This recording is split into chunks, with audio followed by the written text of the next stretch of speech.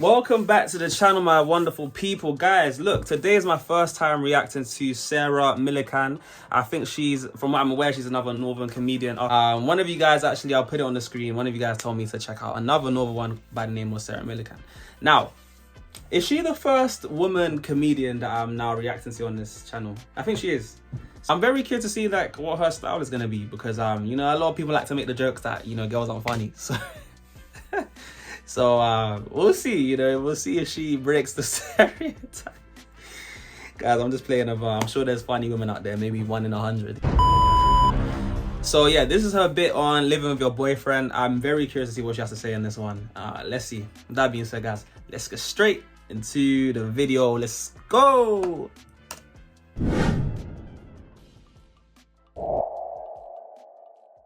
But like I say, I've been with my fella for 6 years. It's going really well. He bought himself a suit recently. I don't think I've ever seen him in a suit. I quite fancied him in his suit. And I told him, I said, quite fancy you in your suit. And he said, and I quote, it's very smooth, he said, if you like, I'll leave it on and sort you out all good and proper, all posh and that. I said, you forgot to say Miss Moneypenny on the end. But the only time we ever argue is when it comes to Christmas, birthdays, present giving times, that sort of thing. Because he really likes to buy me surprises, and I really hate surprises. Right. We've got a bit of a happy medium now, though, the last couple of years, where I give him a list of pre-approved surprises. 5 or 6 things. He can pick whichever one he likes. I don't know which one it's going to be, so it's still technically a surprise. He came home a few days before my birthday last year, and he said, never guess what I've just done. I said, what have you just done? He said, I've gone off list. That's not good. That's not good. No. He said, I'm not even sure if you're going to like it. I said, why the fuck did you buy it then? I mean, thank you. Okay. But a friend of mine who doesn't really know us very well, she said, oh, that sounds like an engagement ring to me. I said, no, it sounds like kerplunk. Kerplunk? I have a feeling that's a Northern thing. My Northerners are watching this. What's that? What's a kerplunk? Sounds strange. How does kerplunk? What is it? What is it? Kerplunk in British is a sound or something landing noisily? Huh? What's that got to do with? Yeah, you guys let me know. I don't know. I didn't get that joke, but of course, I'm sure that was funny. I'm sure it was. Please fill me in. I said, no, it sounds like kerplunk. Sounds like kerplunk. The sound. But we have quite busy lives, as I'm sure a lot of you guys do too. And when we go on holiday, we like to go somewhere relaxing, somewhere where we can look at nice scenery and read books. That's all we really want to do. Right. My boyfriend doesn't like to fly, so we tend to stay within the UK. And because we don't have to pay for expensive flights, we sometimes treat ourselves to a slightly posher hotel. The last posh hotel we stayed in had 2 baths either side of each other. And I thought, oh, we're going to be able to have really romantic baths together without having to stare at hairy toes. That man puts up with an awful lot with me. To be fair, his feet aren't any better. They're not horrific, they're just, you know, feet. Nails are a bit long, toes are a bit hairy. There's crusty bits on the bottoms, you know, this sort of thing. So you look like you could pick up mice with those. They've got a certain sort of owl-like quality to them. You know what? She's got a very unique kind of... she reminds me of Jimmy Carr, like this kind of... I don't mean it in an offensive way, but like, you know, that kind of like autistic humor where it's kind of... it's just funny. Like, it's like a bit unusual. Like, she seems a bit unusual, which is why I think it adds to her funniness. But so far, I'm warming up to her. Let's go. Owl-like quality to them. But you know, we don't live together. We have a few days a week together and a few days a week apart. And when we're apart and I get to sleep in my own bed on my own, I fucking love it. Starfish! I love it. So we all have our partners, but when you're trying to get to sleep, they all do niggly things, don't they? Like breathing. Yeah, see, these are the jokes you make when you've been with your significant other or like your partner for at least a couple of years, 5 years plus, guys, or maybe even a year. you start making jokes like this, and these start to be the things. I mean, it seems like they live with each other. When's she gonna get married? That's what I want to know. I'm now curious. Like, she seems like why is she not married? Like, I don't know how old she is. I don't want to guess. Let me just search. How old is? Oh God. Just don't watch what I be searching. Sarah. Age. Oh, did I just see she's a teacher? Oops, I can't spell. 48. So this, when was this? When did this come out? A year ago. Yeah, like, if she keeps saying boyfriend, was she divorced? Is she not married? 30 years together. Is there anything about each other when you're trying to get to sleep that's irritating? He snores. Does he snore? Gives a chill to people who think that they're a snorer. All the people who know they're sitting beside a snorer. I'm not a snorer. There's a bit of denial in the room tonight. My boyfriend snores, and I found out recently that my dad also snores, because I was whinging to my mum about my boyfriend snoring, and she said, have you tried these? And then slid something across the kitchen bench like it was drugs. Try these. And what they were those nasal strips. I don't know if you've seen them. They're little strips that go across the bridge of the snorer's nose so that they open the nostrils out so that they can breathe more clearly, and in theory they don't snore anymore. Now, they worked for us for a while until it came to Christmas. Now, something you need to know about me is that I really love Brussels sprouts. Why? My boyfriend doesn't like Brussels sprouts. So at Christmas we get a big bag of Brussels sprouts, and I eat the lot. And I don't mind telling you, I'm pretty fucking toxic. Well, that sounds toxic. So just before we went to bed on Christmas night, my boyfriend went, do you mind if I don't put the strip on tonight?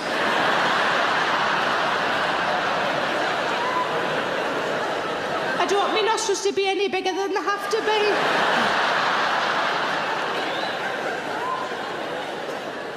Another thing he does, he puts his arm across us, and I quite like that, because I feel quite sort of safe and protected, I suppose. But then sometimes he puts his leg across, and I think, oh, now you're taking the fucking piss. The last time I did it, he put his foot. Remember, I described it not that long ago. He put his foot on my leg, and he rubbed it up and down. And I went, what are you doing? And he went, I'm being tender. I said, no, love, you're exfoliating.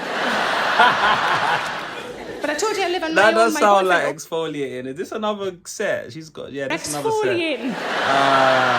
That does sound like, and why are there, phalluses on the wall, whatever? Why is there phallic imagery? Okay, just, do you know what? She actually does give, like, my English teacher vibes. Like, Sarah Millican looks like my English teacher. Am I the only one that... Did I even see that she was an English teacher? Let me just... She's an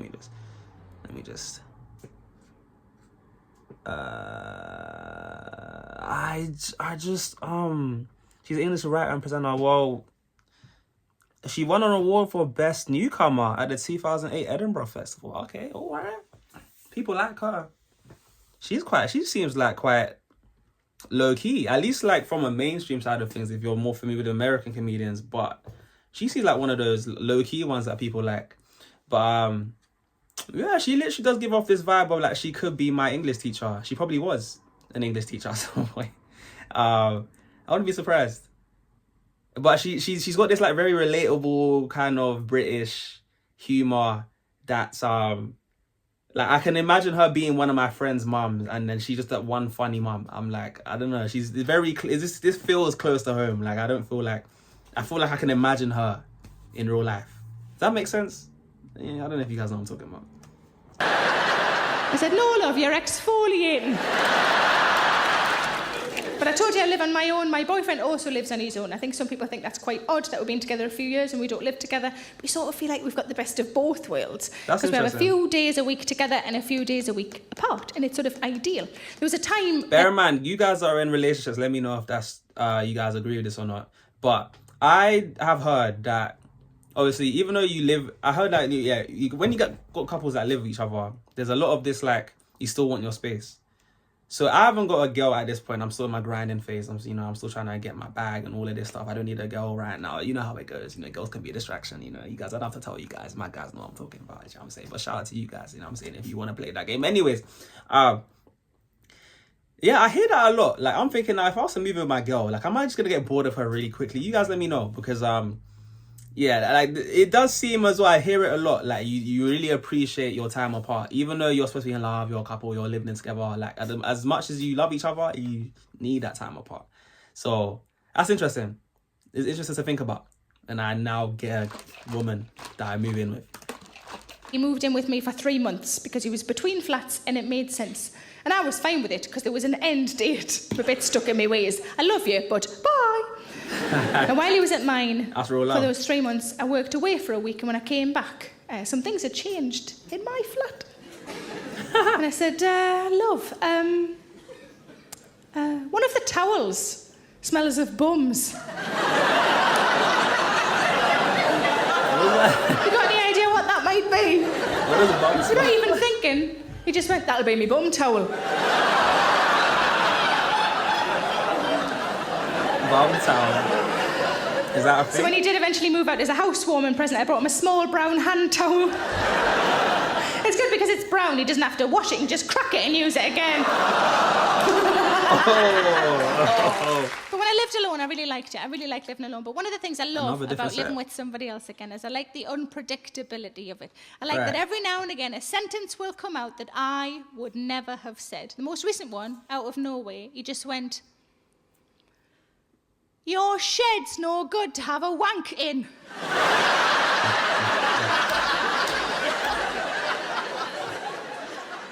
And I said, "That's because it's a greenhouse, love."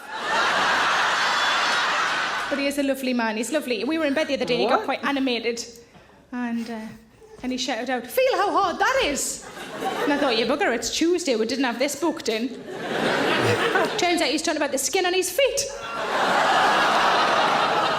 Wow. I thought about taking him to one of those places, you know those places that are popping up all over the place where it's got a tank with the fish in and you put your feet in and the fish nibble at the hard skin, you know those places. And I thought about taking him to one of those and I thought, I can't do that. The poor little fish, they'll think he's got fucking shoes on. I'm just going to take him to a blacksmith instead. Blacksmith. She loves coming for. But he's lovely. He's the nicest person I've ever met. He's a genuinely good man. And in January this year, I said to him, you know what? I think it's about time we started talking about the future. Right, and that's what I expected from him, like an awkward silence. Maybe some footsteps as he walked the fuck out of my life. But he didn't. He just smiled. Just really like a beam and grin. And I was really touched. And I thought, oh my God, he wants to spend his future with me. Yay. I said, are you sure you're all right talking about the future? And he went, what, like flying cars and that? So I had to go and get my eyes tested. Oh my days, man. That's about flying cars. I need to know, man, why is she not married, right? Does she not believe in marriage? What's the deal with that? Because if this boyfriend is like, you live with the brother, your eye, casting his toes, you must be very used to him by now. You love space. Like, where's the marriage? Quite attractive, but I get these fuckers checked out. I've been wearing glasses for 30 years, and the last time I had them checked, she said, you need some new lenses. And I thought, I'll treat myself to some new frames. I'll treat myself. And I got these ones. I don't know if you'll see them at the back and upstairs. They're sort of a half frame. And I got them primarily because they look a little bit headmistressy, don't they? And I thought, wouldn't it be good to have glasses that you could wear in the bedroom? Because if you don't wear your glasses in the bedroom, you cannot see what you're tugging, can you? So I've been trying to think of headmistressy things that I could say that might help the mood, And I've come up with 2. And I thought before I try them out on my boyfriend, maybe I could try them out on you lot, if that's all right. So this is the first one. See what you think of this. I do like the idea that I can forewarn my boyfriend that I'm about to be sexy just by moving me glasses. Brace yourself, pet. So this is the first headmistressy thing. See what you think of this. All right. If you finish that book, I'll give you a toffee penny. Okay, there are pockets of people that like that one. Not everybody does. That's fine. It's fine.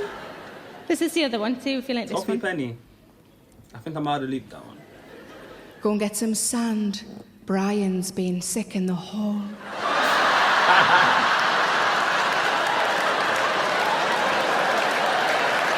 That one seemed to work. Good. No, thanks for your input. I'll try that out on him tonight. I'm so grateful for you. Go get some sand. Brian's been sick in the hole. Is that? Because she said it in a very like seductive way. So I'm thinking, is that a reference? This is like a explicit reference. Go get some sand.